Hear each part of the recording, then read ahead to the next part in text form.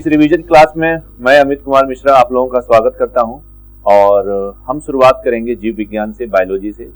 आप जहां तक देखेंगे कि मैक्सिमम जो एग्जाम होते हैं, परीक्षाएं होती हैं, उनमें जो सामान्य विज्ञान का पार्ट है उससे क्वेश्चंस अच्छे आते हैं, थोड़ी कॉन्सेप्चुअल्स भी आते हैं। जैसे आप यूपीएससी में भी देखेंगे तो जीव विज्ञान के क्वेश्चंस अच्छे तौर पे आते हैं और उसमें क्वेश्चंस भी थोड़ी गहराई में पूछी जाती है, जबकि स्टेट पीसीएस का एग्जाम में फैक्ट्स पूछे जाते हैं।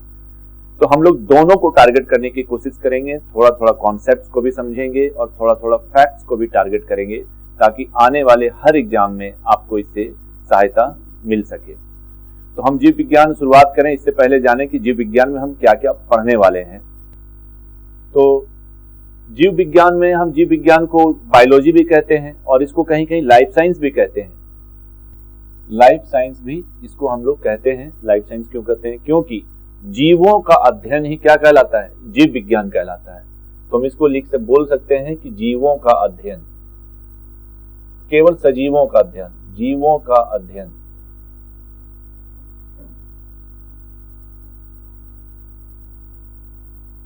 जीव विज्ञान कहलाता है, लिखने की जरूरत नहीं कहलाता है, बस जीवों का अध्ययन क्या कहलाता है? जीव विज्ञान कहलाता है। और अगर हम बायोलॉजी को डिफाइन करें या लाइफ साइंस को हम विभाजित करें तो संपूर्ण जीव विज्ञान या बायोलॉजी को हम दो भागों में विभाजित करते हैं। एक होता है जंतु विज्ञान,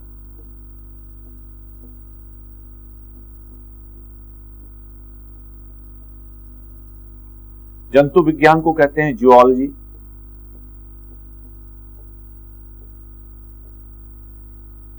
और दूसरा पार्ट है इसका पादप विज्ञान। पादप जगत का अध्ययन करते हैं इसके अंतर्गत हम, तो पादप विज्ञान।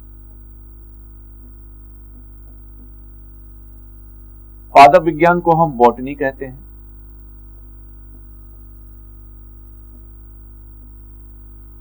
तो जो जंतु विज्ञान है, जीवों का अध्ययन, अर्थात जिसमें हम केवल जंतुओं का अध्ययन करते हैं, एनिमल्स के बारे में पढ़ते हैं, तो एनिमल्स का अध्ययन, जंतुओं का अध्ययन क्या कहलाता है? जंतु विज्ञान कहलाता है। Study of animals is called zoology. जू मीन्स होता है एनिमल, तो इसको कह सकते हैं हम जंतुओं का अध्ययन, स्टडी ऑफ एनिमल्स। पादप, बॉटनी, इसको हम बोलते हैं पादपों का अध्ययन, अर्थात study of plant. Study of plant is called botany.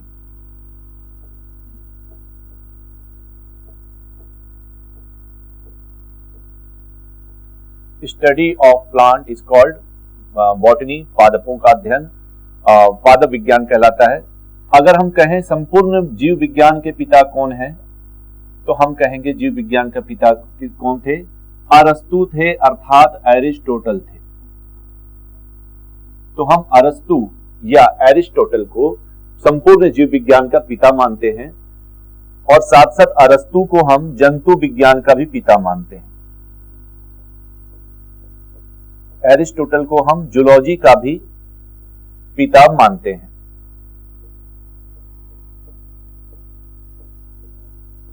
वहीं अगर पादपों का कहा जाए तो पादप जगत के पिता किसको कहते हैं? तो थियोफ्रेस्टस,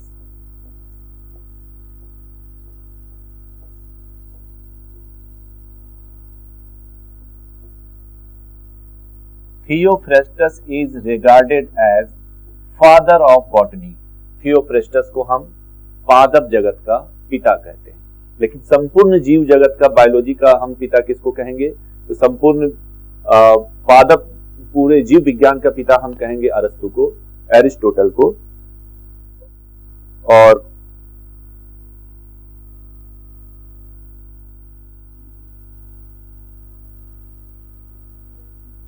संपूर्ण जीव विज्ञान का पिता हम कहेंगे अरस्तु को, और जंतु विज्ञान का पिता भी हम कहेंगे अरस्तु को, और पादप विज्ञान का पिता हम कहेंगे थियोफ्रेस्टस को। तो आइए हम जानते हैं कि कोशिका से हम अपनी चैप्टर की शुरुआत करेंगे, लेकिन हम पहले ये जानने की कोशिश करें कि हमारा सिलेबस क्या होना चाहिए जीव विज्ञान के लिए। एक जो कंबाइंड सिलेबस कहते हैं उसको पहले एक बार देख लें कि हम क्या क्या पढ़ने वाले हैं। तो हम सबसे पहले पढ़ते हैं इसमें कोशिका विज्ञान। अगर सिलेबस की बात की जाए कि जीव विज्ञान में हम क्या क्या पढ़ते हैं, अपने राज्य लोक सेवा आयोग और संघ लोक सेवा आयोग के परीक्षा के लिए। तो इसमें हम लोग क्या क्या पढ़ते हैं, तो सबसे पहले पढ़ते हैं कोशिका विज्ञान।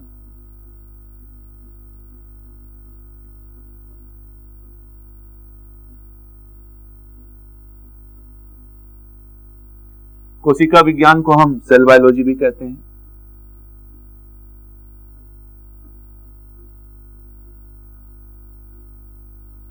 सेल बायोलॉजी भी कहते हैं। दूसरा है जेनेटिक्स।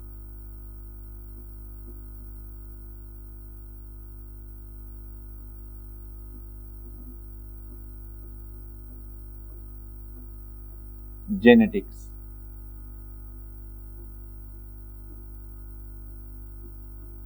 जेनेटिक्स तो कोशिका के अध्ययन को कोशिका विज्ञान कहते हैं। और जेनेटिक्स, रही बात जेनेटिक्स की, तो बच्चे अक्सर गलती करते हैं जेनेटिक्स की परिभाषा बताने में। लोग बता देते हैं, बच्चे बता देते हैं कि जीन के अध्ययन को हम क्या कहते हैं, जेनेटिक्स, लेकिन ये बिल्कुल गलत कॉन्सेप्ट है। तो एक्चुअल में जेनेटिक्स होता क्या है, तो जेनेटिक्स होता ये है कि genetics is the study of heredity and variation. अर्थात जेनेटिक्स क्या है, जेनेटिक्स है आनुवांशिकता का अध्ययन। तो प्रश्न उठता, आनुवांशिकता क्या है, तो ऐसी चीजें जो पीढ़ी दर पीढ़ी, एक पीढ़ी से दूसरे पीढ़ी में अर्थात माता पिता से संतान में लगातार स्थानांतरित होते रहती है, उसको कहते हैं आनुवांशिकता। और हम जानते हैं कि डीएनए क्या है, डीएनए हमारा आनुवांशिक पदार्थ है। DNA is a genetic material, अर्थात it can inherit from one generation to the next generation. एक जनरेशन से दूसरे जनरेशन में ये आनुवांशिक लक्षणों को ले जाने का काम करता है। तो हम आनुवांशिकता के अध्ययन को क्या कहते हैं, जेनेटिक्स कहते हैं। फिर हम इसको डिवाइड कर देते हैं, इधर जंतु विज्ञान में हम क्या क्या पढ़ेंगे और पादप विज्ञान में क्या क्या पढ़ेंगे, अर्थात जूलॉजी के अंदर में क्या पढ़ेंगे और बॉटनी के अंदर में क्या पढ़ेंगे। तो इधर हम लिख लेते हैं जूलॉजी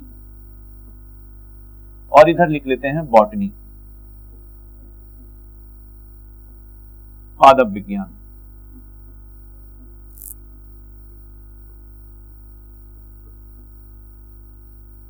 तो देखिए इसके अंतर्गत हम लोग सबसे पहले पढ़ते हैं जंतुओं का शरीर क्रिया विज्ञान। सबसे महत्वपूर्ण पार्ट जो आप बायोलॉजी में पढ़ने वाले हैं।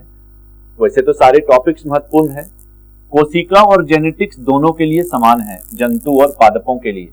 लेकिन जो शरीर क्रिया विज्ञान होती है, शरीर क्रिया विज्ञान में अंतर आ जाता है। पादपों का शरीर क्रिया विज्ञान बिल्कुल अलग होता है, जंतुओं का शरीर क्रिया विज्ञान बिल्कुल अलग होता है। तो जंतुओं का शरीर क्रिया विज्ञान हम लोग पढ़ेंगे, तो इस पर शरीर क्रिया विज्ञान पढ़ेंगे, अर्थात जिसको हम कहते हैं physiology.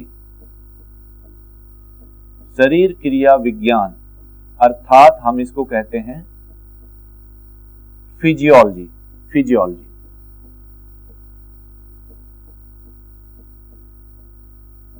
So what is physiology? So physiology is the study of the functional aspect of an body is called physiology।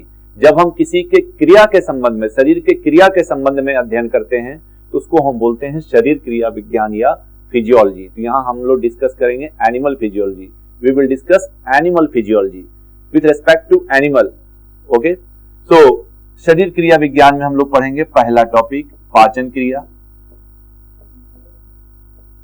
पाचन तंत्र बोलते हैं इसको, बोलते हैं डाइजेस्टिव सिस्टम। Digestive system. पाचन क्रिया के बाद हम लोग पढ़ते हैं श्वसन क्रिया।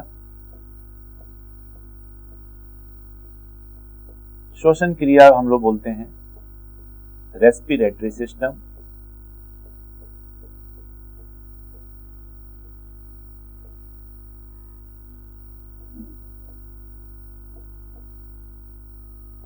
Respiratory system.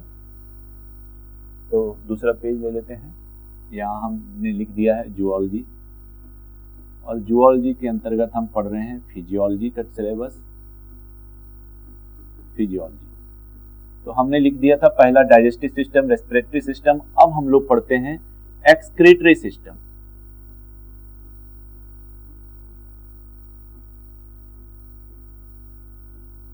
Excretory system, excretory system को हम बोलते हैं उत्सर्जन तंत्र।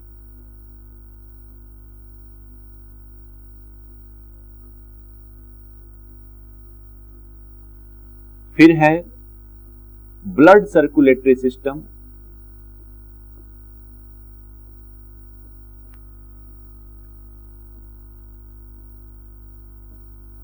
ब्लड सर्कुलेटरी सिस्टम,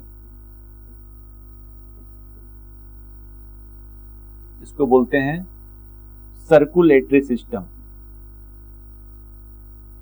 हिंदी में बोलते हैं रुधिर परिसंचरण तंत्र।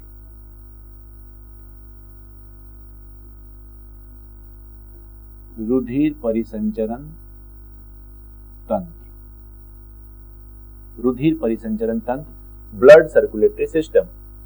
फिर इसमें हम लोग पढ़ते हैं तंत्रिका तंत्र, इसको बोलते हैं नर्वस सिस्टम।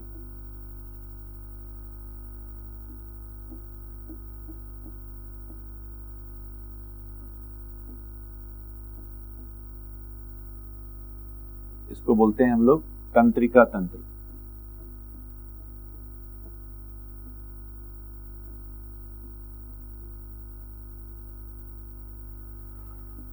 इसके बाद हम लोग पढ़ते हैं प्रजनन तंत्र, रिप्रोडक्टिव सिस्टम।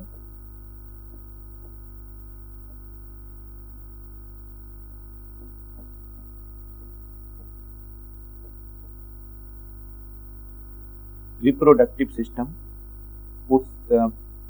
प्रजनन तंत्र।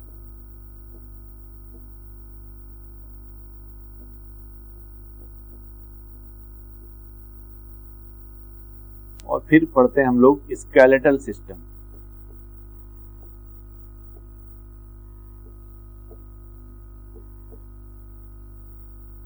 स्केलेटल सिस्टम को बोलते हैं कपाल तंत्र, जिसमें हम लोग स्केलेटन के बारे में पढ़ते हैं, हड्डियों के बारे में पढ़ते हैं, बोन्स, जॉइंट्स, कार्टिलेज, लिगामेंट्स, ये सब क्या होते हैं, हम लोग उसको स्केलेटल सिस्टम के अंतर्गत पढ़ते हैं। अर्थात जो हमारे शरीर में 206 हड्डियां पाई जाती हैं, उन 206 हड्डियों का हम लोग देखने की कोशिश करेंगे कि शरीर के किस किस भाग में 206 हड्डियां कैसे वितरण किया गया है उसका, तो इसको हम लोग बोलते हैं कपाल तंत्र।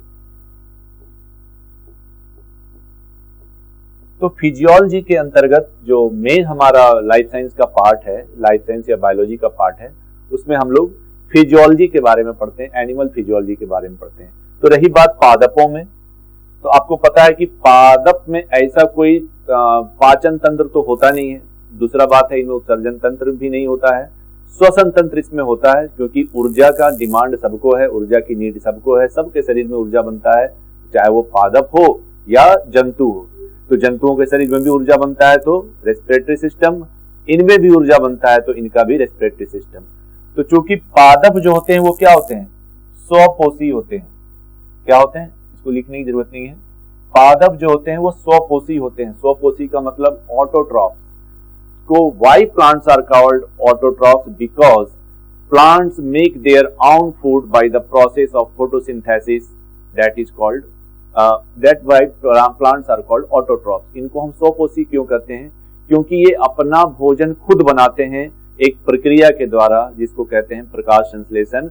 और प्रकाश संश्लेषण की क्रिया के पश्चात क्या बनाते हैं, ग्लूकोज बनाते हैं, एक कार्बोहाइड्रेट बनाते हैं। तो इसलिए पादपों में ऐसा कोई पाचन तंत्र नहीं होता, ये अपना भोजन खुद बनाते हैं, इसलिए इनको स्वपोषी या ऑटोट्रॉफ्स कहते हैं। तो पादपों के संदर्भ में हम पढ़ते हैं पादप में श्वसन तंत्र, अर्थात किस तरह से ऊर्जा बन रहा है। श्वसन तंत्र, रेस्पिरेटरी सिस्टम,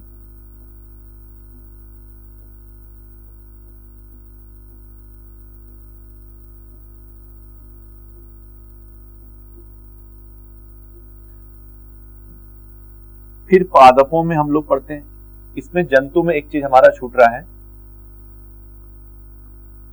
इसमें हम लोग पढ़ते हैं इंडोक्राइन सिस्टम।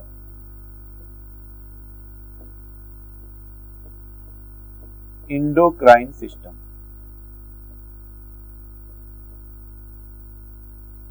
इसमें हम लोग पढ़ते हैं इंडोक्राइन सिस्टम के अंतर्गत जो हमारी अंतःस्रावी ग्रंथियां होती हैं, पिट्यूटरी ग्लैंड होता है, थायराइड ग्लैंड होता है, एड्रिनल होता है। तो इन सारी जो अंतःस्रावी ग्रंथियां हैं और इनके हार्मोन्स, इनके जो हार्मोन्स होते हैं उसका हमारे शरीर में बहुत महत्वपूर्ण योगदान है। हमारे शरीर के वृद्धि एवं विकास के लिए बहुत इंपॉर्टेंट है। और सबसे अंतिम चीज जो इसके बारे में है वो है इनकी कमी से हमारे शरीर में बीमारियां उत्पन्न हो सकती हैं। या तो हार्मोन ज्यादा बने उससे भी बीमारी होती है, या हार्मोन कम बने उससे भी बीमारी होती है। तो आप जानते होंगे कि एंटेरियर लोब जो पिट्यूटरी का है वो एक हार्मोन सिक्रेट करता है जिसको बोलते हैं ग्रोथ हार्मोन, वृद्धि हार्मोन। आपने ग्रेट खली का नाम सुना होगा, जो कि बहुत बड़े रेसलर थे, उन्होंने भारत का नाम रोशन किया WWE के फील्ड में। ग्रेट खली एक बीमारी से पीड़ित थे जिसको हम कहते हैं एक्रोमिगली।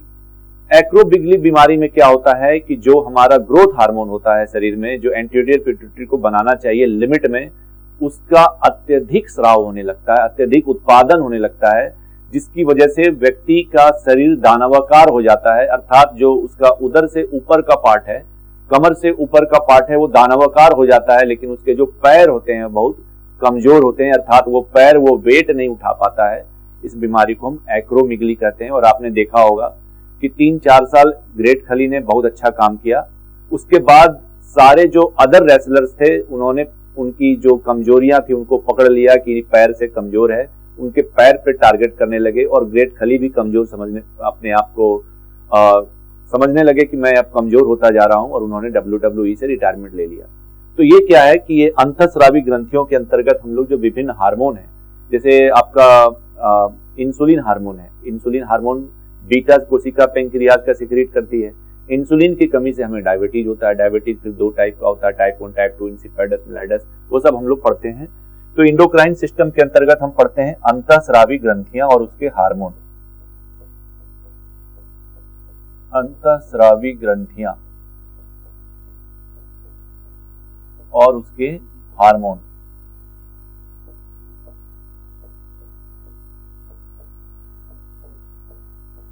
तथा हार्मोन, तो वेरियस हार्मोन सिक्रेट करते हैं। चलिए फिर वापस चले प्लांट के पास। तो जो पादप विज्ञान में हम पहले पढ़ते हैं श्वसन तंत्र के बारे में, पादपों में भी हार्मोन होता है, इनका भी हम पढ़ेंगे प्लांट हार्मोन के तौर पर। पादप हार्मोन के बारे में पढ़ेंगे, प्लांट हार्मोन, पादप हार्मोन के बारे में पढ़ेंगे। इनमें भी साइटोकाइनिन, जिब्रेलिन, ऑक्सिन नाम के जो पादप हार्मोन होते हैं वो पाए जाते हैं। और एक हार्मोन होता है इथिलीन।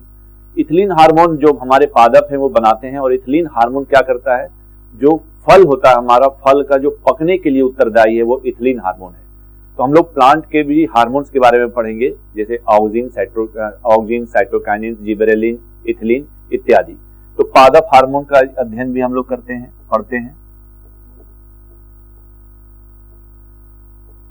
तीसरा चीज, पादपों में भी प्रजनन की क्रिया होती है, लेकिन जंतुओं से बिल्कुल विभिन्न होती है। प्लांट्स में जो होते हैं मेल और फीमेल ऑर्गन एक ही स्थान पर पाए जाते हैं, इसलिए हम पादप का भी हम पादप का भी हम प्रजनन तंत्र पढ़ते हैं। तो पादप प्रजनन, इसको हम लिख सकते हैं प्लांट रिप्रोडक्शन।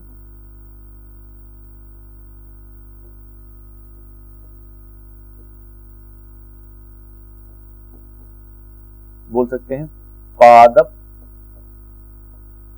प्रजनन।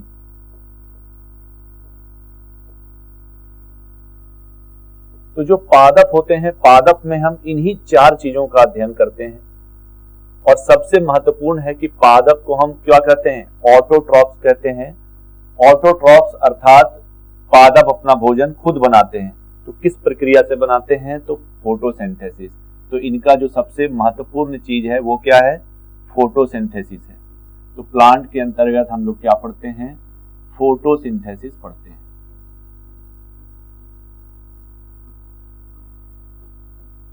फोटोसिंथेसिस पढ़ते हैं, प्रकाश संश्लेषण पढ़ते हैं। क्योंकि प्लांट जो होते हैं वो स्वपोषी होते हैं, अपना भोजन स्वयं तैयार करते हैं, इसीलिए इनको हम कहते हैं स्वपोषी। तो प्रकाश संश्लेषण पढ़ेंगे। आपको पता है कि प्रकाश संश्लेषण में क्या होता है, प्रकाश संश्लेषण एक रासायनिक अभिक्रिया है जिसमें सौर ऊर्जा का रूपांतरण होता है, किसमें, रासायनिक ऊर्जा में। अर्थात light energy is converted into chemical energy, that chemical is glucose. तो सौर ऊर्जा का रासायनिक ऊर्जा में परिवर्तन कभी कभी इस तरह से भी क्वेश्चंस दे देता है। आप देखे होंगे कि 2013 या 14 में यूपीएससी में क्वेश्चन आया था कि प्रकाश संश्लेषण की जो क्रिया है, प्रकाश संश्लेषण की क्रिया में क्या क्या रूपांतरण होता है। तो उसमें ऑप्शंस तो बहुत सारे थे, लेकिन जो करेक्ट ऑप्शन है उसका आंसर मैं आपको बता दे रहा हूं। उसमें सौर ऊर्जा ना देकर दिया था फ्री एनर्जी, मुक्त ऊर्जा। तो सौर ऊर्जा क्या है? एक तरह की फ्री एनर्जी है।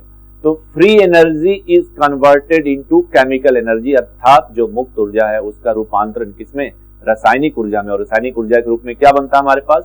ग्लूकोज। और ग्लूकोज क्या है? कार्बोहाइड्रेट्स है। तो अब आप देख सकते हैं कि ये तमाम चीजों का हम अध्ययन करने वाले हैं, और बेसिकली चूंकि रिवीजन क्लासेस है तो हम उसी टॉपिक को टारगेट करेंगे जिससे ज्यादा से ज्यादा क्वेश्चंस बन सके। अब जैसे पादप वर्गीकरण, एनिमल वर्गीकरण, जो वर्गीकरण है एनिमल किंगडम और प्लांट किंगडम्स के बारे में पढ़ते हैं, उससे क्वेश्चंस बिल्कुल नहीं बनते और वेरी वास्ट सिलेबस है उसका, ओपन एंडेड सिलेबस है, इसलिए हम उस पर अगर टाइम बचा तो जाएंगे, नहीं तो उसको हम टच करने की कोशिश नहीं करेंगे। तो हमारा महत्वपूर्ण टॉपिक जो है वो मैंने आपके सामने लिख दिया है। तो हम सबसे पहले शुरुआत करेंगे कोशिका से, फिर उस पे कोशिका और जेनेटिक्स आपस में मिलता जुलता टॉपिक है तो हम जेनेटिक्स पे चले जाएंगे। फिर हम जंतु विज्ञान का अध्ययन करेंगे। जंतु विज्ञान के अंतर्गत हम पहला उसका शरीर क्रिया विज्ञान के अंतर्गत जो अध्ययन है वो हम करेंगे पाचन तंत्र का। तो पाचन तंत्र, देखिए सारी जो तंत्र हैं, जो सारी शरीर क्रिया विज्ञान है, आपस में एक दूसरे से इंटरलिंक्ड हैं, आपस में एक दूसरे से जुड़े हैं, हम किसी को अलग नहीं कर सकते हैं। फॉर एग्जाम्पल मैं आपको बता रहा हूं कि जो जंतु विज्ञान के अंतर्गत हम पढ़ते हैं पाचन तंत्र, तो बेसिकली हम भोजन के रूप में क्या लेते हैं? पोषक तत्व लेते हैं, और वो पोषक तत्व हमें क्या देते हैं? पोषण देते हैं, न्यूट्रिशन देते हैं। तो that is the difference between nutrition and nutrient. Nutrient provide nutrition to us and nutrition we need for our regular growth and regulation, अर्थात हम अपने शरीर के वृद्धि एवं विकास के लिए पोषण हमें बहुत जरूरी है। तो पोषण के तौर पर हम भोजन में क्या क्या लेते हैं? कार्बोहाइड्रेट लेते हैं, प्रोटीन लेते हैं, फैट लेते हैं। हम लोग देखेंगे कि कार्बोहाइड्रेट, प्रोटीन और फैट कितने कितने प्रकार के होते हैं। तो कार्बोहाइड्रेट, प्रोटीन, फैट जो हम पाचन में लेंगे तो कार्बोहाइड्रेट डाइजेस्ट होगा, पाचन होगा, एंजाइम की उपस्थिति में कार्बोहाइड्रेट बन जाएगा ग्लूकोज। प्रोटीन अमीनो अम्ल से मिलकर बने होते हैं, बन जाएंगे अमीनो अम्ल। उसके बाद जो आपके फैट है, फैटी एसिड से मिलकर बने होते हैं, तो वो भी पाचन के पश्चात क्या बनेंगे? फैटी अम्ल बनेंगे। अब पाचन की क्रिया यहाँ संपन्न हुई, अर्थात जो हमारा छोटी आंत होती है, छोटी आंत में मैक्सिमम पाचन हो जाता है। उसके बाद लार्ज इंटेस्टाइन में जाता है, जो कि अपशिष्ट पदार्थों का वहां से एक्सक्रीशन हो जाता है, उत्सर्जन कर दिया जाता है फेसेस के रूप में, मलत्याग के रूप में। तो जो छोटी आंत में होते हैं, छोटी आंत में फिंगर जैसे संरचना होती हैं जिनको हम विलाई कहते हैं, वहां से सब कुछ जो हमारा पाचन के पश्चात बना है उनका शरीर में अवशोषण कर लिया जाता है। अवशोषण करने के पश्चात वो हमारे रक्त वाहिकाओं में चले जाते हैं। रक्त वाहिकाओं में जाने के बाद रक्त वाहिकाओं से लेकर वो टिश्यू में पहुंचा दिया जाता है। अब जो ग्लूकोज बना है आपका टिश्यू में पहुंच गया। क्या टिश्यू में पहुंचने के बाद वो ग्लूकोज आपको ऊर्जा दे सकता है? जी नहीं, वो ऊर्जा बिल्कुल नहीं देगा। ग्लूकोज को टूटना पड़ेगा। कैसे टूटेगा? तो अब ग्लूकोज की जो टूटने की प्रक्रिया है उसको हम लोग पढ़ते हैं श्वसन तंत्र में, रेस्पिरेटरी सिस्टम में। तो आमतौर पर जो स्टूडेंट्स जानते हैं कि सांस लेना और छोड़ना श्वसन है, बिल्कुल नहीं है। सांस लेना और छोड़ना श्वसन प्रक्रिया का एक भाग है। बेसिकली श्वसन प्रक्रिया क्या है? तो श्वसन प्रक्रिया यह है कि ग्लूकोज जैसे अणु का ऑक्सीजन की उपस्थिति में टूटना और टूटकर ऊर्जा प्रदान करने की प्रक्रिया को हम क्या बोलते हैं? श्वसन बोलते हैं, रेस्पिरेशन बोलते हैं। तो what is respiration? Respiration is the process in which glucose breakdown takes place inside the tissue and they liberate energy in the form of ATP and they also liberate a byproduct that is CO2, carbon dioxide. तो जो glucose टूटता है, glucose टूटने के बाद जो हमारा ATP ऊर्जा बनती है, उसके साथ साथ एक अपशिष्ट भी बनता है जिसको हम बोलते हैं कार्बन डाइऑक्साइड। ठीक है, अब कार्बन डाइऑक्साइड हमारे शरीर में बन गया, उसको शरीर से बाहर जाना बहुत जरूरी है। तो अब हमारा इसमें किसका योगदान पढ़ते हैं? अपने फेफड़ों का, लंग्स का योगदान पढ़ते हैं। लंग्स क्या करेगा? दो काम। एक तो वायुमंडलीय ऑक्सीजन को शरीर में पहुंचाने का कोशिश करेगा, जो एयर जो हमारे एटमॉस्फेयर में है उसको लेकर हीमोग्लोबिन के माध्यम से, फेफड़ा के माध्यम से टिश्यू तक पहुंचाएगा। वहां रेस्पिरेशन हो गया, ग्लूकोज टूट गया, ATP बन गई। अब वहां जो CO2 बना, वो CO2 को वापस लेगा, फेफड़े में पहुंचाया जाएगा और फेफड़े के द्वारा शरीर से बाहर किया जाएगा, वायुमंडल में बाहर किया जाएगा। इन तमाम प्रक्रियाओं को जो है उसको हम लोग श्वसन क्रिया विज्ञान रेस्पिरेटरी सिस्टम के अंतर्गत पढ़ते हैं। अब रही बात एक्सक्रीटरी सिस्टम, तो एक्सक्रीटरी सिस्टम क्या होता है कि सारे जीव जंतु जो होते हैं वो एक्सक्रीट करते हैं, उत्सर्जन करते हैं। Every animal and every organism have a tendency to excrete excessive part of component in their from their body. तो शरीर में जो जो हमारा अपशिष्ट बनता है वो हमारे शरीर के लिए टॉक्सिक हैं, जहरीले हैं, उनका शरीर से बाहर जाना बहुत जरूरी है। तो कुछ जंतु जो हैं वो यूरिया को एक्सक्रीट करते हैं, कुछ जंतु नाइट्रोजन युक्त यूरिया का सेक्रेट करते हैं, कुछ यूरिक अम्ल का सेक्रेशन करते हैं और कुछ अमोनिया को एज ए बाय प्रोडक्ट शरीर में बनाते हैं। तो इनका शरीर से बाहर जाना बहुत जरूरी है, नहीं तो ये टॉक्सिक होते हैं, विषैले होते हैं। तो ये जो जहरीले पदार्थ यूरिक एसिड, यूरिया और आपका अमोनिया जो शरीर में बनता है, इसको शरीर से बाहर करने की प्रक्रिया को हम पढ़ते हैं उत्सर्जन तंत्र के अंतर्गत, एक्सक्रीटरी सिस्टम के अंतर्गत। और यहाँ हम किसका रोल पढ़ने जाते हैं? यहाँ हम पढ़ते हैं अपने किडनी, वृक्क का रोल पढ़ते हैं कि किस तरह से किडनी हमारे शरीर में जो टोटल सॉल्यूट है, टोटल जो सॉल्यूट है हमारे शरीर में, उसको प्यूरिफाई कैसे करेगा। ठीक है, तो जितने भी सॉल्यूट हैं वो किडनी के थ्रू पास आउट होते हैं और किडनी क्या करता है, जो हमारे शरीर के लिए जरूरी चीजें हैं उसको एब्जॉर्ब कर लेता है और बाकी जो अपशिष्ट यूरिया, क्रिएटिनिन, अमोनिया इत्यादि हैं उनको शरीर से बाहर कर देता है अपशिष्ट के तौर पर। तो हम इसको पढ़ते हैं एक्सक्रीटरी सिस्टम के अंतर्गत। अब रहा बात ब्लड सर्कुलेटरी सिस्टम का, तो अब आपने जो ग्लूकोज इत्यादि जो बनाया शरीर में पाचन के पश्चात, शरीर में वो घूमते हैं, मांसपेशियों में जाएंगे। ग्लूकोज को हम स्टोर करते हैं ग्लाइकोजन के रूप में, आपको पता होगा कि ग्लूकोज को हम स्टोर करते हैं ग्लाइकोजन के रूप में अपने शरीर में। उसी तरफ जो पौधे होते हैं, पौधे जो अपना प्रकाश संश्लेषण क्रिया के पश्चात जो बनाते हैं ग्लूकोज, उनका भी वो स्टोरेज करते हैं। किस रूप में करते हैं? ग्लाइकोजन के रूप में करते हैं। और हम किस रूप में करते हैं? प्लांट जो है वो स्टार्च के रूप में करते हैं। हम जो स्टोर करते हैं वो ग्लाइकोजन के रूप में करते हैं। ग्लाइकोजन और स्टार्च दोनों क्या है? पॉलीसेक्राइड्स है। पॉलीसेक्राइड्स मतलब जटिल कार्बोहाइड्रेट्स हैं, तो इनको स्टोर करते हैं। जरूरत जब पड़ता है तो यही ग्लाइकोजन फिर टूटेगा ग्लूकोज के रूप में और आपको ऊर्जा देगा एटीपी के फॉर्म में। तो जो ग्लूकोज बनता है प्रकाश संश्लेषण के पश्चात, उसको भी वो जाकर स्टोर करते हैं। तो मेरा कहने का मतलब है कि वो ग्लूकोज कहीं ना कहीं शरीर में जाके स्टोर होते हैं, हमारे मांसपेशियों में स्टोर होते हैं, हमारे लीवर में जाके स्टोर किया जाता है उनको। तो पाचन हुआ छोटी आंत में और छोटी आंत से फिर उनको शरीर के विभिन्न भागों में जाना है, शरीर के विभिन्न भागों के ऊतकों में जाना है ताकि श्वसन की क्रिया संपन्न हो। तो उसको ले जाने का काम कौन करता है? ब्लड करता है। तो यहाँ हम रोल किसका पढ़ते हैं? यहाँ पर रोल हम पढ़ते हैं हार्ट का, अर्थात अपने हृदय का। तो यहाँ हम सबसे पहले पढ़ेंगे कि रक्त क्या होती है, रक्त कितने प्रकार की, रक्त के कंपोजिशंस क्या हैं, और साथ साथ ये भी पढ़ते हैं कि हमारा हार्ट का क्या रोल है, हमारा हार्ट शरीर में ब्लड को पंप किस तरह से करता है, इसको पढ़ते हैं। साथ साथ हम लोग जितने भी पाचन तंत्र हुआ तो पाचन तंत्र से संबंधित बीमारियां, श्वसन तंत्र तो श्वसन तंत्र से संबंधित बीमारियां, उसी प्रकार आप देख सकते हैं उत्सर्जन तंत्र के संबंधित बीमारियां जैसे renal stone, kidney stone, gallbladder stone वगैरह हो जाता है ना। कहीं कहीं किडनी फेल्यूर हो जाता है तो हम आर्टिफिशियल डायलिसिस करते हैं, ये सब पढ़ेंगे। साथ साथ आप देख सकते हैं सर्कुलेटरी सिस्टम, हार्ट से संबंधित बीमारियां। कभी कभी क्या होता है कि जो कोलेस्ट्रॉल होता है वो हार्ट के धमनियों में जाकर जमना शुरू हो जाता है, जिससे वो कॉन्स्ट्रिक्ट हो जाते हैं, प्रेशर बढ़ जाता है, उसको हम लोग प्लैक बोलते हैं। और वो प्लैक कभी कभी क्या होता है, रुधिर के साथ साथ हमारे हृदय में भी पहुंच जाता है, जिसके कारण हार्ट अटैक आने की संभावना बढ़ी रहती है। एक बीमारी होता है जिसको बोलते हैं आर्थेरोस्क्लेरोसिस, जो हार्ट का जो धमनियां है वो मोटी हो जाती है, मोटी होने के कारण उनमें संकुचन कम होने लगता है। इस बीमारी को आर्थेरोस्क्लेरोसिस कहते हैं, जिसके कारण उनमें फटने का चांस ज्यादा रहता है और फट के अंदर में ही क्लॉट होने का चांसेस ज्यादा रहता है। सारी बीमारियों को देखेंगे। उसके बाद जो सबसे महत्वपूर्ण है वो है हमारा तंत्रिका तंत्र, नर्वस सिस्टम। शरीर की जितनी भी क्रियाएं हैं, शरीर की दो क्रियाएं होती हैं, वॉलेंट्री और इनवॉलेंट्री। वॉलेंट्री जिसपे हमारा कंट्रोल है, मैं हाथ चला रहा हूं, पेन पकड़ा हूं, घूम रहा हूं, टहल रहा हूं, ये हमारा कंट्रोल है। कुछ प्रक्रियाएं जैसे पाचन तंत्र शरीर के अंदर हो रहा है, उस पर हमारा किसी तरह का कोई कंट्रोल नहीं है, उसको हम कहते हैं इनवॉलेंट्री। तो जितने भी वॉलेंट्री और इनवॉलेंट्री कंट्रोल है शरीर का, वो सारा निर्देशित किसके द्वारा होता है?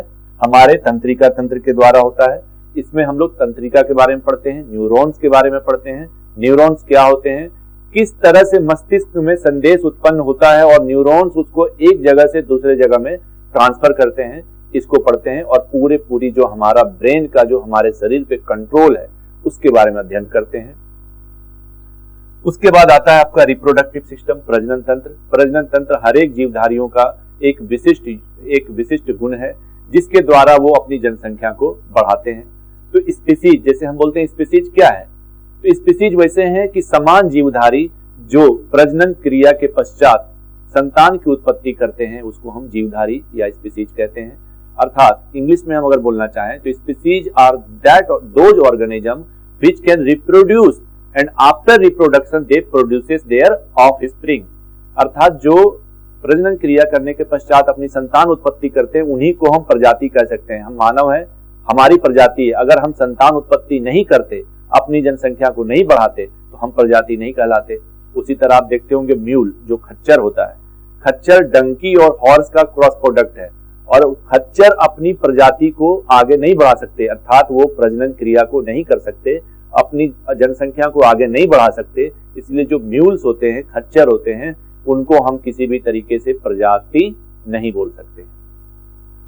तो प्रजनन तंत्र भी हमारे जो जीवधारी होते हैं, प्लांट और एनिमल दोनों के लिए कॉमन होता है और ये सबसे महत्वपूर्ण पार्ट है जनसंख्या वृद्धि के लिए अर्थात संतान उत्पत्ति के लिए।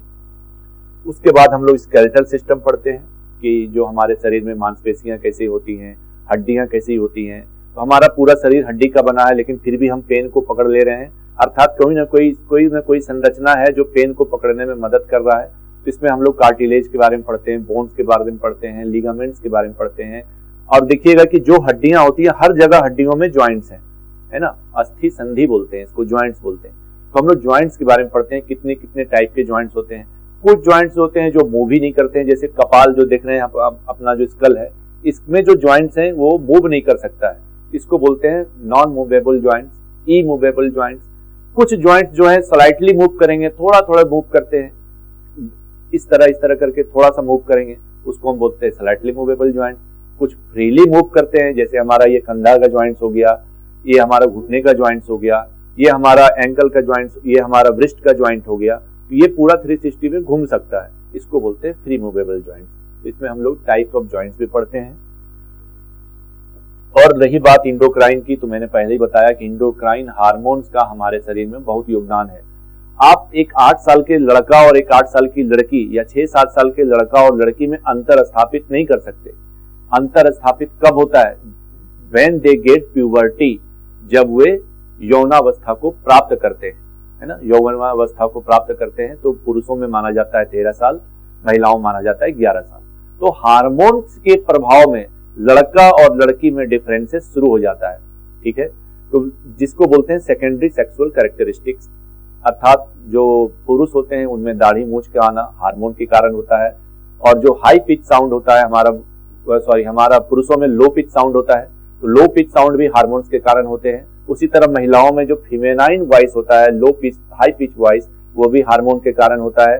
Feminine characteristics of development of breast, development of hair pattern, ये सब क्या है? ये सब हार्मोन के कारण ही होते हैं। और जब हमारा भ्रूण स्थापित हो जाता है यूटेरस में, तब भी हार्मोन के प्रभाव में ही 9 महीने तक भ्रूण का विकास होता है। इसमें हम लोग सब कुछ पढ़ते हैं, इंडोक्राइन सिस्टम में पढ़ते हैं। अब रहा बात प्रकाश संश्लेषण के लिए, फोटोसिंथेसिस के लिए, तो प्रकाश संश्लेषण पौधों के लिए बहुत जरूरी होता है, हमने आपको डिस्कस किया, और हम लोग फ्रीली इसको अच्छे से डिस्कस करेंगे कि प्रकाश संश्लेषण के कौन कौन से स्टेप्स होते हैं और क्या क्या होते हैं। उसी तरीके से जो प्लांट में भी श्वसन तंत्र होता है, इसमें भी एटीपी का निर्माण होता है। उसके बाद पादप हार्मोन्स के बारे में पढ़ेंगे, प्लांट रिप्रोडक्शन, पादप प्रजनन के बारे में पढ़ेंगे। लेकिन पादप के लिए जो सबसे इंपॉर्टेंट टॉपिक है वो क्या है? पादप के लिए सबसे इंपॉर्टेंट टॉपिक हमारे लिए प्रकाश संश्लेषण है, फोटोसिंथेसिस है। तो हम लोग इसको एज ए बाइलिंगुअल लेकर चलेंगे। तो आइए पहले शुरुआत करते हैं कोशिका से। कोशिका में हम धीरे धीरे पढ़ेंगे सबसे पहले कि कोशिका क्या होती है, कौन सी कोशिका बड़ी, कौन सी कोशिका छोटी, कोशिका के क्या क्या कंपोनेंट्स हैं, कोशिका में क्या क्या चीजें पाई जाती हैं, और कोशिका का हमारे शरीर में क्या योगदान है, कैंसर्स कैसे होते हैं। तो ये सब हम जानने की कोशिश करते हैं। तो आइए हम लोग शुरुआत करते हैं अपने जो बायो का पार्ट है उसमें फर्स्ट चैप्टर शुरुआत करते हैं सेल बायोलॉजी, जो कि प्लांट और एनिमल दोनों के लिए कॉमन है। तो हम इसको लिखते हैं सेल बायोलॉजी।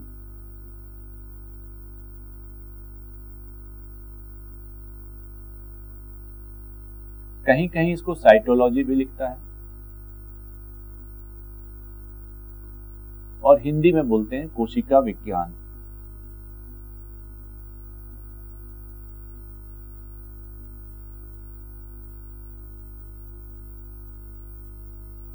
तो प्रश्न उठता है कि कोशिका विज्ञान क्या है। तो simple, study of cell is called cytology. कोशिका के अध्ययन को क्या कहते हैं? कोशिका विज्ञान कहते हैं। तो मैं इसको लिख दे रहा हूं, कोशिका का अध्ययन, स्टडी ऑफ सेल। कोशिका का अध्ययन, study of cell is called cytology. कोशिका का अध्ययन कोशिका विज्ञान कहलाता है।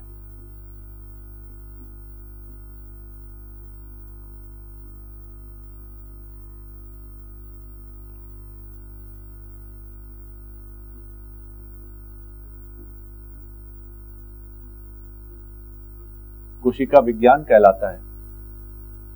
सबसे फर्स्ट कोशिका डिस्कवर किसने किया था कोशिका को? तो Robert Hooke.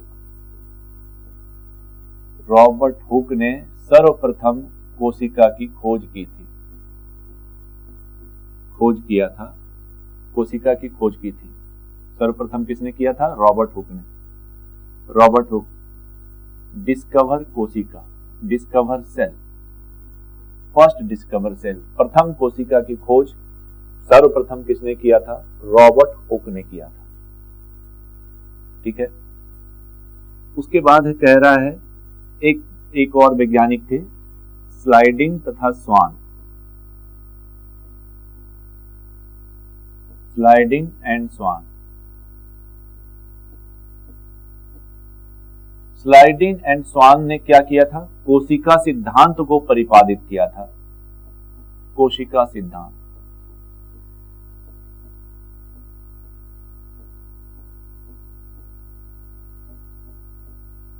Cell theory. Cell theory was proposed by Schleiden and Schwann. Next, सबसे छोटी कोशिका, स्मॉलेस्ट सेल। स्मॉलेस्ट सेल, सबसे छोटी कोशिका क्या होती है? माइकोप्लाज्मा होती है।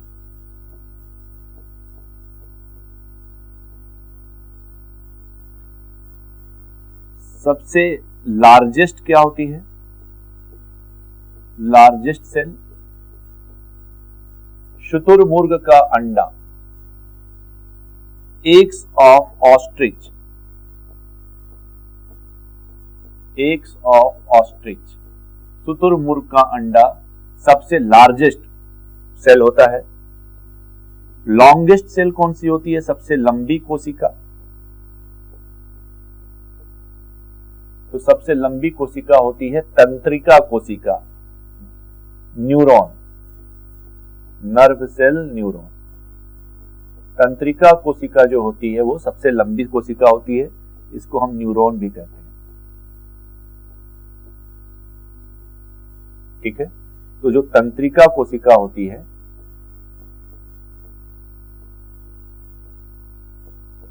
तंत्रिका कोशिका सबसे लंबी कोशिका कहलाती है।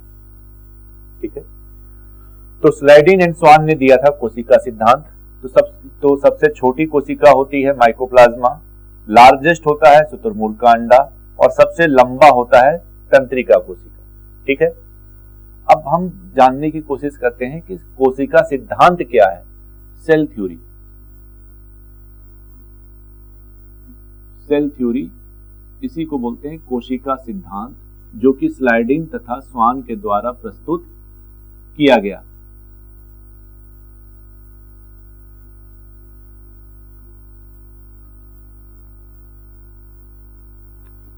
तो पहला नियम का, इसका पहला थ्योरी में पहला स्टेटमेंट क्या है कि सभी कोशिका का विकास पहले से उपस्थित कोशिका का द्वारा होता है, अर्थात every cell originated from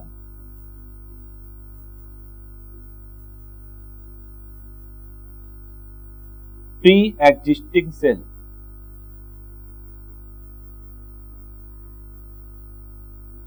pre existing cell अर्थात प्रत्येक कोशिका की उत्पत्ति कहां से हुई है? पहले से उपस्थित कोशिका के द्वारा ही उत्पत्ति हुई है। दूसरा, सभी जीवधारी अपने जीवन की शुरुआत एकल कोशिका से करते हैं। एवरी ऑर्गेनिजम्स, मैं सबको प्रूव करूंगा अभी आपके सामने। Every organisms start their life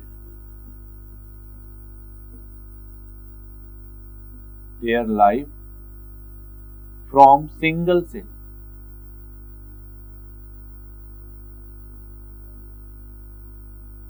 from single cell. प्रत्येक जीवधारी अपने जीवन की शुरुआत किससे करते हैं? सिंगल, एकल कोशिका से करते हैं, सिंगल सेल से करते हैं। और तीसरा है, जीवन की मूलभूत और कार्यात्मक इकाई को हम क्या कहते हैं? सेल कहते हैं। कोशिका की अगर परिभाषा कोई पूछे आपको तो कोशिका किसको कहते हैं हम? कोशिका कहते हैं जीवन की मूलभूत तथा कार्यात्मक इकाई, ठीक है, को कोशिका कहते हैं। So cell, what is cell? So then cell is basic and functional unit of life.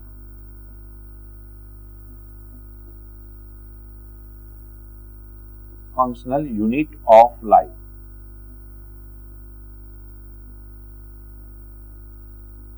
Basic and functional unit of life मतलब जीवन की मूलभूत और कार्यात्मक इकाई। जीवन जरूर है, जहां जीवन है वहां कोशिका है, ठीक है, चाहे वो एक कोशिकीय जीव हो जो आपके माइक्रो ऑर्गेनिजम्स हो गए, बैक्टीरिया, वायरस इत्यादि एकल कोशिकीय होते हैं, हम लोग बहुकोशिकीय होते हैं। तो कोई भी जीवधारी हो, चाहे प्रोकैरियोट हो, यूकैरियोट हो, कोई भी हो, अपने जीवन की शुरुआत सिंगल सेल से करता है, एकल कोशिका से करता है। और जीवन की मूलभूत और कार्यात्मक इकाई को क्या कहते हैं? कोशिका कहते हैं। So basic and functional unit of life is called cell. अब देखिए हम तीनों को प्रूव करते हैं। तो पहला कहता है every cell originated from pre existing cell, अर्थात क्या मतलब है कि अभी जो कोशिका है वो कहां से बनी है? पहले से उपस्थित कोशिका से बनी है। तो एक प्रक्रिया होती है जो हम लोग आगे चल के पढ़ेंगे, उसको कहते हैं सेल डिवीजन, सेल साइकिल, कोशिका विभाजन, कोशिका चक्र। कोशिका चक्र का ही एक भाग है जिसको हम कहते हैं क्या? Cell division. कोशिका चक्र में ही हम क्या पढ़ते हैं? कोशिका विभाजन पढ़ते हैं। तो आप देख सकते हैं कि एक कोशिका जो होती है वो कोशिका विभाजित होती है। विभाजित होने के पश्चात वो नई कोशिकाओं का जन्म देती है। तो इसका मतलब साफ है कि ये जो नई कोशिका, ये सब जो बन रही है, कहां से बन रही है? पुराने वाली कोशिका से बन रही है, प्री एग्जिस्टिंग सेल। तो नई कोशिकाओं का विकास कहां से होता है? पुरानी कोशिकाओं से होता है। जो पहले से उपस्थित कोशिका है उनसे होता है। कौन सी प्रक्रिया के द्वारा? कोशिका विभाजन की प्रक्रिया के द्वारा, जो हमारे शरीर में लगातार चलते रहता है, ठीक। अब आइए दूसरा, every organism start their life from single cell.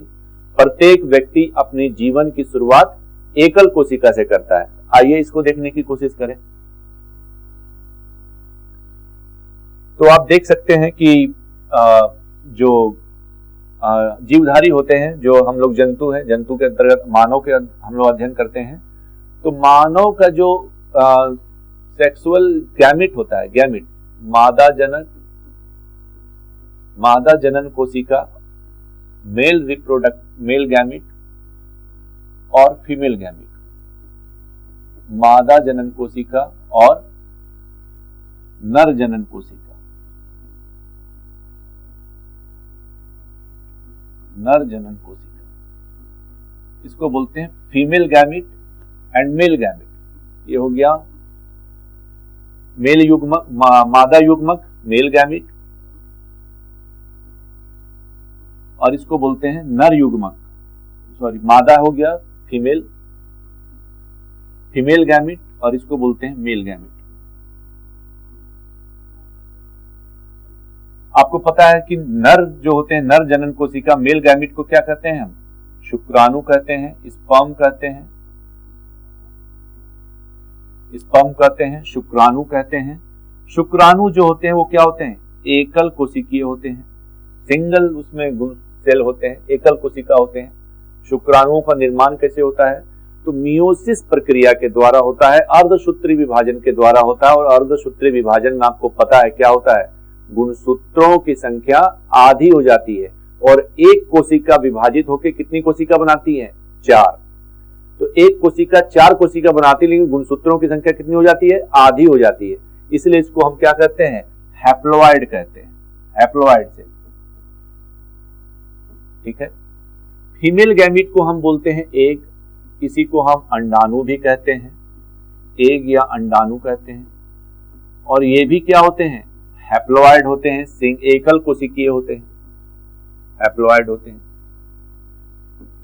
अब आप देखिए कि जब निषेचन की टाइम आती है, निषेचन कहां संपन्न होता है? निषेचन की प्रक्रिया डिंब वाहिनी या फैलोपियन ट्यूब में संपन्न होता है।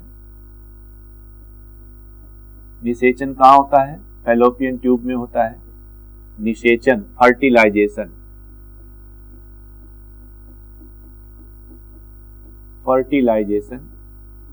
फर्टिलाइजेशन या निषेचन, निषेचन की प्रक्रिया डिंब वाहिनी या फैलोपियन ट्यूब में संपन्न होती है।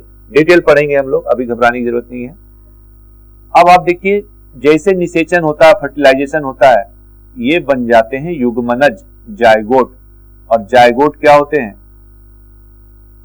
जायगोट में 2 गुणसूत्र आ गया। एक कहां से आया? माताजी से आई। दूसरी कहां से आया? पिताजी से आया। माता पिता से एक एक गुणसूत्र आया और ये क्या बन गया? जायगोट, युग्मनज। क्या बन गया? युग्मनज। अब आप बताइए, ये युग्मनज बना। अब इस युग्मनज में जो है वो क्या होगा? विभाजन। कौन सा विभाजन? तो इसमें समसूत्री विभाजन होता है। समसूत्री विभाजन में एक कोशिका विभाजित होकर 2 कोशिका का निर्माण करते हैं और दोनों में गुणसूत्रों की संख्या क्या होती है? समान होती है। तो यहां पर इसमें क्या होगा? समसूत्री विभाजन, तो 1 से 2 कोशिका बन जाएंगी। 2 कोशिका से कितने बन जाएंगे? 4 कोशिका बन जाएगी। 4 कोशिका से कितने बन जाएंगे? 8 कोशिका बन जाएगी। 8 कोशिका से कितने बन जाएंगे? 16 कोशिकीय संरचना बन जाएंगे। 16 सेल स्ट्रक्चर, 16 कोशिकीय संरचना। और 16 कोशिकीय संरचना पुनः विभाजित होगी और 32 कोशिकीय संरचना का निर्माण कर देगा। ठीक है, ये हो गया 32 कोशिकीय संरचना, 32 सेल स्ट्रक्चर।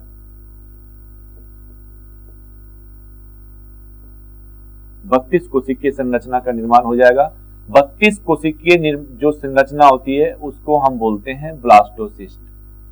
क्या कहते हैं मित्रों? ब्लास्टोसिस्ट कहते हैं।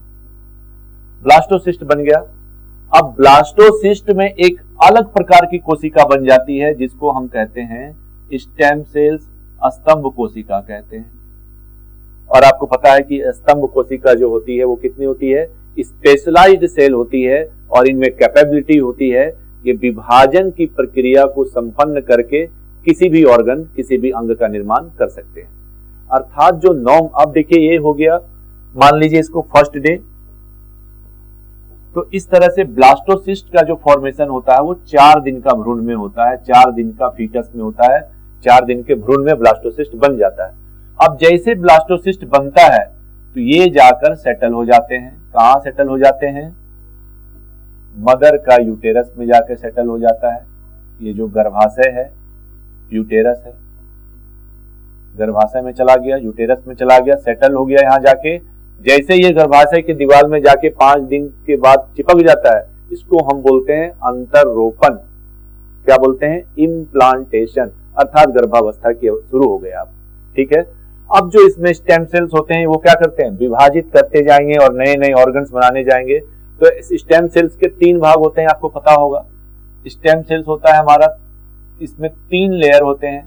बाहर वाले को बोलते हैं एक्टोडर्म, अंदर वाले को बोलते हैं एंडोडर्म। सब डिटेल पढ़ेंगे, अभी नहीं घबराना है। एंडोडर्म और सबसे अंदर वाले को एंडोडर्म और जो बीच वाला होता है इसको बोलते हैं मीजोडर्म। क्या कहते हैं? मीजोडर्म कहते हैं। अब देखिए, जो एक्टोडर्म होता है वो हमारा ब्रेन बनाता है, हमारा स्किन बनाता है। एंडोडर्म जो होता है वो जेनेटल ऑर्गन्स बनाते हैं। और जो हमारा मेसोडर्म होता है वो हमारे इंटेस्टाइन को बनाते हैं। इंटेस्टाइन अर्थात जो आंत इत्यादि है सब यही बनाता है। तो अब जो 9 महीना जो भ्रूण का विकास होगा, धीरे धीरे धीरे धीरे करते करते 9 महीना भ्रूण का विकास होगा। 9 महीने में स्टेम सेल्स बनते जाएंगे, भ्रूण का विकास होते जाएगा और एक टाइम आएगा कि 9 महीने के बाद भ्रूण का क्या हो जाएगा, जन्म हो जाएगा, बच्चे के रूप में जन्म हो जाएगा। बच्चा जन्म ले लिया कितने महीने बाद, 9 मंथ के बाद, 9 महीने के बाद। अब आप खुद सोचिए, ये जो बच्चा जन्म लेता है अपनी जीवन की शुरुआत कहां से करता है, एकल कोशिका से करता है, एकल गुणसूत्र से करता है। अर्थात जो एग और स्पर्म होते हैं वो क्या होते हैं, हैप्लॉइड सेल्स होते हैं। जब निषेचन होता है तब ये क्या बनते हैं, डिप्लॉइड बनते हैं। तो जाइगोट तक तो सिंगल सेल है, एक सेल है। अब यहां जो ये विभाजित होकर क्या बनाते हैं, 1 से 2, 2 से 4, 4 से 8, 8 से 16, 32 इस तरह से बनाते हैं। तो जो जाइगोट है, जीवन की शुरुआत जाइगोट से किए और एक दिन का जाइगोट डिवाइड करके दो बना देता है। तो आप देख सकते हैं कि जीवन की शुरुआत कहां से होती है, एकल कोशिका से होती है। तो प्रत्येक जीवधारी अपने जीवन की शुरुआत कहां से करते हैं, एकल कोशिका से करते हैं, सिंगल सेल से करते हैं। ये प्रूफ हो गया। इसको हमने प्रूफ किया कि every organism start their life from single cell. हमने ये भी प्रूफ किया कि every cell originated from pre existing cell, अर्थात प्रत्येक नई कोशिका का निर्माण कहां से होता है, पहले से मौजूद कोशिका के द्वारा होता है। दूसरा, basic and functional unit of life, ये भी प्रूफ हो गया। ठीक है, तो कोशिका क्या होती है, जीवन की मूलभूत इकाई को हम कोशिका कहते हैं। अब जीवन की मूलभूत इकाई कैसे है कोशिका, इसको भी देखते हैं थोड़ा सा कि जीवन की मूलभूत इकाई कैसे है। अब आप देखिए, पृथ्वी पर सबसे सूक्ष्मतम कण को हम क्या बोलते हैं, एटम कहते हैं, परमाणु कहते हैं। आप पढ़े ही होंगे। मान लीजिए ये हमारा पेन है, इस पेन को हम तोड़ते जाएंगे, विखंडन करते जाएंगे, तोड़ते जाएंगे, विखंडन होते रहेगा। लास्ट में ऐसे चीज बचेंगी जिनका पुनः विखंडन संभव नहीं है। ठीक है, तो पुनः विखंडन संभव नहीं है तो ये टूटेंगी।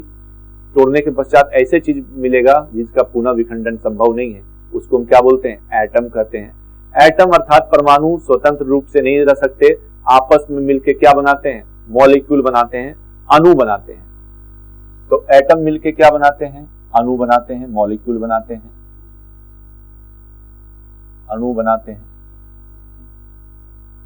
और बहुत सारे अणु मिलकर क्या बनाते हैं, तो बहुत सारे अणु मिलकर क्या बनाते हैं, सेल बनाते हैं, कोशिका बनाते हैं। और कोशिका को ही हम जीवन की मूलभूत इकाई, कार्यात्मक और मूलभूत इकाई कहते हैं। बहुत सारे सेल मिलकर क्या बनाते हैं, ऊतक बनाते हैं, टिश्यू बनाते हैं। और बहुत सारे ऊतक मिलकर क्या बनाते हैं, ऑर्गन बनाते हैं, अंग बनाते हैं। जैसे आंख क्या है, आंख हमारा एक अंग है। ठीक है, लीवर क्या है, लीवर एक अंग है। तो ये सब ऑर्गन है। तो बहुत सारे मिलकर ऑर्गन बनाए, बहुत सारे ऑर्गन मिलकर क्या बनाते हैं, ऑर्गन सिस्टम बनाते हैं, ऑर्गन सिस्टम बनाते हैं, अंग तंत्र बनाते हैं। अंग तंत्र मतलब हो गया जो भी जितना भी हम लोग डिस्कस किए अभी, रेस्पिरेटरी सिस्टम वो क्या है, पाचन तंत्र, डाइजेस्टिव सिस्टम, रेस्पिरेटरी सिस्टम, श्वसन तंत्र, सारे तंत्र हैं जितने भी क्या हैं, अंग तंत्र हैं। बहुत सारे अंग तंत्र जब मिल जाते हैं तो एक जीवधारी का निर्माण करते हैं जिसको हम कहते हैं ऑर्गेनिज्म। क्या कहते हैं, जीवधारी। हम लोग क्या है, जीवधारी। जीवधारी आपस में लैंगिक क्रिया के पश्चात क्या बनाते हैं, अपने जीवधारी का प्रजाति बनाते हैं, स्पीसीज बनाते हैं, स्पीसीज बनाते हैं। स्पीसीज, बहुत सारे स्पीसीज आपस में मिलकर अपना जनसंख्या बनाते हैं, पॉपुलेशन बनाते हैं। पॉपुलेशन, जनसंख्या। अब देखिए, जो जीवधारी होते हैं जब अपने वातावरण के साथ अंतःक्रिया स्थापित कर लेते हैं, अर्थात organism when establish there relation with the existing environment, तो उसको हम क्या कहते हैं, इकोसिस्टम कहते हैं, पारितंत्र कहते हैं। ठीक है। तो पॉपुलेशन अपने इकोसिस्टम से क्या करते हैं, अंतःक्रिया स्थापित करते हैं, इकोसिस्टम से वो इंटरेक्ट करते हैं। So the organism when interact with their physical environment that is called ecosystem. अब इकोसिस्टम, बहुत सारे इकोसिस्टम मिलकर क्या बनाते हैं, लैंडस्केप बनाते हैं, भूधारी लैंडस्केप बनाते हैं, इसको बोलते हैं भू आकृति। और बहुत सारे लैंडस्केप मिलकर क्या बनाते हैं, बायोम बनाते हैं। मान लीजिए एक पार्क है बगल में, पार्क में बहुत सारे पॉपुलेशन है जीवधारियों का, कुछ एनिमल जीवधारी हैं, कुछ प्लांट का भी पॉपुलेशन है, कुछ माइक्रो ऑर्गेनिजम्स का भी पॉपुलेशन, बहुत सारी पॉपुलेशन है। तो उस जगह को हम क्या बोलेंगे, भू आकृति। भू आकृति छोटी होती है। अगर बहुत सारे भू आकृतियों को आप मिला देंगे, एक भू आकृति में बहुत सारे पारितंत्र, और जब बहुत सारे भू आकृति को मिला देंगे तो क्या बन जाएगा, जीवोम। जैसे हम, और ये जीवोम की सबसे बड़ी खासियत है कि इनकी क्या होते हैं, इनकी स्पेशल ज्योग्राफिकल एरिया होता है, स्पेशल ज्योग्राफिकल एरिया, और उससे रिलेटेड प्लांट और एनिमल। तो ऐसा विशेष क्षेत्र जहां की भौगोलिक स्थिति विशेष हो और वहां में पाए जाने वाले जीव जंतु विशेष हो, उस जगह को हम क्या बोलते हैं, बायोम। जैसे आप नाम सुने होंगे, ट्रॉपिकल रेन फॉरेस्ट, उष्ण कटिबंधीय सदाहरित वन। तो यहाँ पर क्या होते हैं, हमेशा बारिश होते रहता है, टेम्परेचर हाई रहता है, तो वहां पर लंबे लंबे पेड़ उगते हैं और उस पेड़ को खाने वाले लंबे लंबे गर्दन वाले जीव जंतु होते हैं। तो उस एरिया को कहते हैं बायोम। अब देखिए बायोम, बहुत सारे बायोम को अगर पृथ्वी के लेवल पर आप मिला दीजिएगा तो क्या बन जाएगा, बायोस्फीयर बन जाएगा। क्या बन जाएगा, बायोस्फीयर बन जाएगा। इसको बोलते हैं जीवमंडल। क्या बोलते हैं इसको, जीवमंडल कहते हैं, बायोस्फीयर कहते हैं। ठीक है। तो अब आप देख सकते हैं कि परमाणु के लेवल से शुरू हुआ और कोशिका के लेवल तक गया। और हम जीव विज्ञान में कहां से शुरुआत करते हैं अपने अध्ययन को, कोशिका से शुरू करते हैं, और कोशिका से शुरू कर हम इसको कहां तक ले जाते हैं, अपने जीवधारी तक ले जाते हैं। हम लोग क्या हैं, जीवधारी हैं। तो अर्थात कोशिका हो गई ना मूलभूत इकाई जीवन की, क्योंकि प्रत्येक कोशिका ही जीवधारियों को बना रही है। तो जीवधारी के मूलभूत इकाई क्या हो गया, कोशिका हो गया। तो प्रत्येक जीवधारी अपने जीवन की शुरुआत एकल कोशिका से करते हैं, आपको बताया जायगोट से करते हैं, एग और स्पर्म से करते हैं।